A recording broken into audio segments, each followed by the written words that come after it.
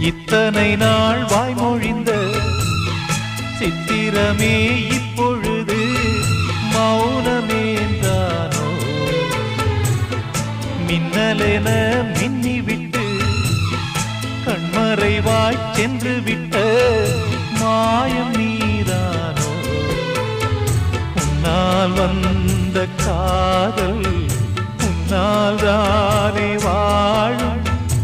என்னை நீங்கி போனார் உன்னை சேரும் பாவம்.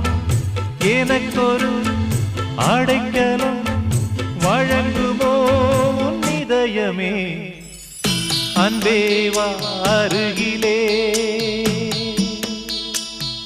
என் வாசல் வழியிலே உல்லாச மாளிகை